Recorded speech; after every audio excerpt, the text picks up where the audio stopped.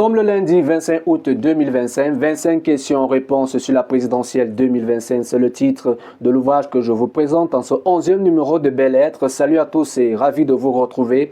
Paru aux éditions Éclosion, l'auteur n'est d'autre que le journaliste politique Georges-Alain Boyomo. Par ailleurs, directeur de publication du quotidien Mutation, qu'on appelle affectueusement, ou bien si vous voulez, au sein du jargon professionnel, Monsieur Une. Cet ouvrage qui a deux versions, so as you can see, this is the French version, and if you turn the book like this, you have the English version, et la version française a 41 pages, tandis que la version anglaise a 39 pages. L'auteur s'est basé sur des faits historiques, politiques, et a situé le contexte afin de présenter ce qu'il qualifiait alors comme un livre de chevet, un vade-mecum pour tout lecteur. Il est accessible et permet à ce que le lecteur puisse se retrouver, mais surtout se situer sur le déroulé de la mère des élections, qui est l'élection présidentielle. Comme vous le savez déjà, nous sommes à 48 jours exactement de ce scrutin qui est très attendu, qui se tiendra le 12 octobre prochain. Ici, il y a 25 questions. L'auteur s'explique justement pourquoi il a choisi ces 25 questions. Il avait d'ailleurs eu à donner des éléments de réponse lors de la cérémonie dédicace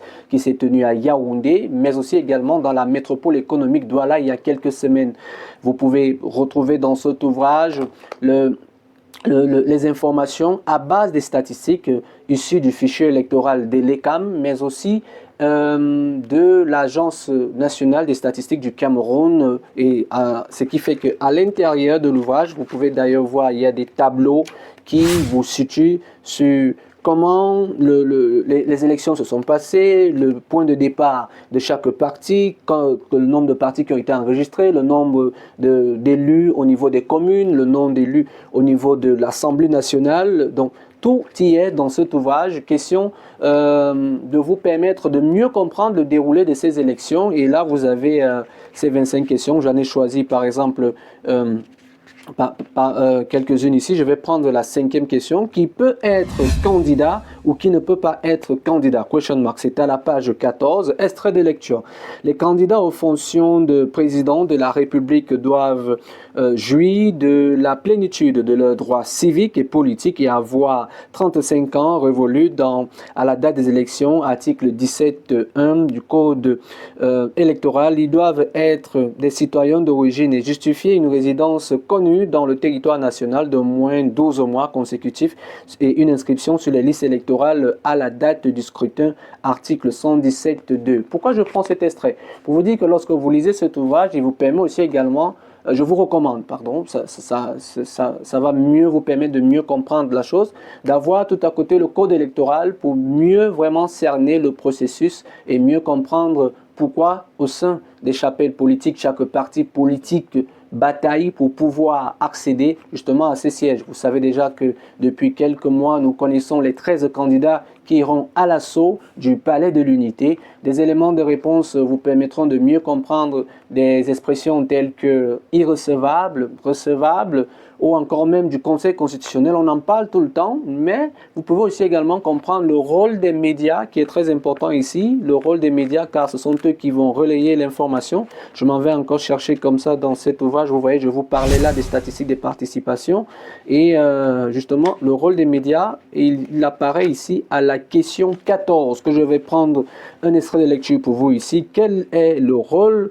Quel rôle est attendu des médias? Lecture. En période électorale, l'on assiste généralement à une explosion de fake news, des informations, mésinformations, susceptibles de créer des perturbations sociales.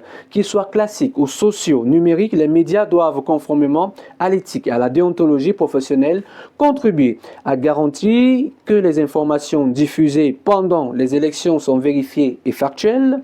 Ils doivent promouvoir la protection des droits et empêcher la promotion de la violence tout en assurant une couverture équitable, équilibrée de tous les candidats. Accessoirement, les médias doivent mettre en place un système pour protéger les journalistes, promouvoir des reportages tenant compte de l'aspect genre et des minorités. C'est à la page 25, cet extrait que j'ai pris pour vous ici. Et tout à côté, ceci va vraiment aider les confrères qui peut-être seront à leur première expérience électorale, présidentielle. Il y en a d'autres qui sont déjà assez expérimentés, notamment les journalistes politiques. Je pense ici au club des journalistes politiques avec notamment Norbert Baudet, qui est cette année-là. La question 15 ici, c'est quelles sont les principales directives du Conseil national de la communication pour la couverture médiatique de la campagne présidentielle, selon le guide du journaliste en période électorale publié par le CNC en 2013. En période de campagne électorale, l'exigence est plus grande de l'expression de la diversité dans le traitement de l'information politique de manière générale ou des sujets en rapport avec des thèmes ou des enjeux de compétition électorale. Vous avez des principes de transparence, le principe de pluralisme, le principe de l'équilibre et c'est un peu ces questions comme ça que vous allez retrouver ici avec des réponses. Et plus à côté, vous avez aussi qu'est-ce que la violence électorale, qu'est-ce que la fraude électorale et ses manifestations, quelles sont les régions les mieux dotées en cartographie électorale. Les éléments de réponse sont présentés là avec des statistiques à l'appui.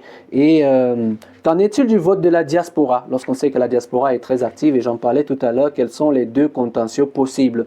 On a pu voir en direct, il y a eu des questions qui sont posées, s'il fallait avoir le direct tout récemment encore lors des audiences préélectorales, en attendant la grande échéance, et à quoi sert l'observation électorale. D'autres questions, c'est comment s'effectue la proclamation des résultats, comment se déroule la prestation de serment, quels sont les risques d'instabilité après une élection présidentielle. Tous les éléments de réponse sont ici, et dans la version anglaise, vous avez aussi également des éléments de réponse où chacun peut se retrouver. How many presidential elections in Cameroon since the return of multipartyism? Donc, on vous dit, ici l'auteur se pose la question de savoir combien d'élections présidentielles a-t-on eu au Cameroun depuis le retour du multipartisme. Et dans cet ouvrage, il nous fait savoir que la toute première élection présidentielle au Cameroun s'est tenue le 11 octobre 1992, depuis le retour du multipartisme, et que le 12 octobre prochain 2025, on sera à la sixième élection présidentielle que va connaître le Cameroun, pays situé en Afrique centrale, comme vous le savez déjà, considéré comme le moteur de cette sous-région. Dans ce style digeste, accessible à tous, le livre est considéré ici comme un vade-mecum. D'ailleurs, l'auteur le propose ainsi à tous ses lecteurs.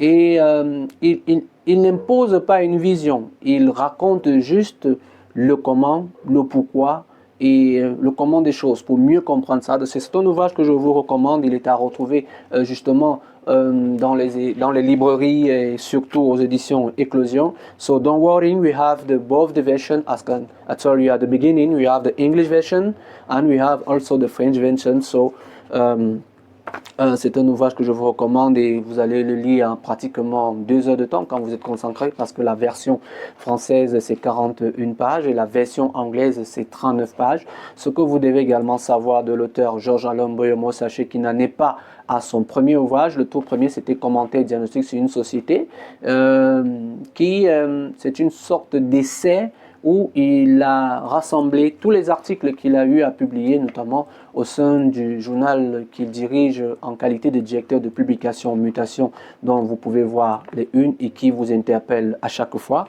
Et c'est l'ouvrage que j'ai voulu vous présenter. Et comme je vous le dis demain toujours, je ne sais pas si pour vous, à chaque fois que vous lisez un ouvrage, vous avez une fiche littéraire. Voici la mienne ici, que je vais résumer ici en quelques mots. Vous pouvez voir le nombre de pages au total, vous pouvez voir la maison d'édition, vous pouvez voir l'auteur, en savoir plus. Et l'une des particularités de cet auteur, c'est qu'il fut parmi les journalistes qui appartiennent à la presse privée à avoir interrogé le président Macron lors de sa venue ici au Cameroun. Vous vous souvenez encore que c'est durant cette venue-là qu'une consoeur de RFI avait posé la question de savoir au président de la République du Cameroun actuel s'il devait encore se présenter ou pas. Je crois que le temps nous a donné raison, nous sommes situés à ce niveau. Ils seront 13 candidats qui vont aller à la suite du palais de l'unité pour mieux comprendre le cheminement, pour mieux comprendre le plan politique, que ce soit dans le domaine politique, socio-culturel, mais aussi également sportif et social.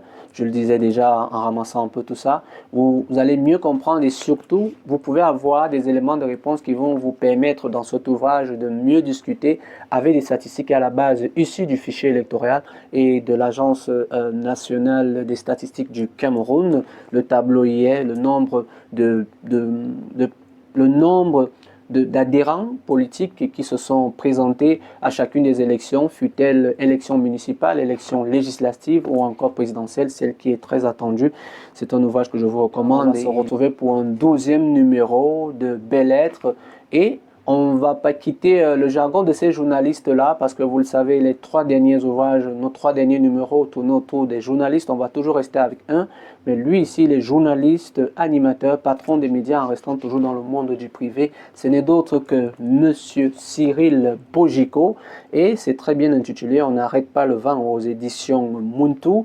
On saura de quel vent il s'agit. Est-ce que ça a un lien avec un film chinois, parce qu'on sait que quand on parle très souvent du vent, c'est de ce côté-là. Vous en saurez beaucoup plus au prochain numéro de Belles Lettres.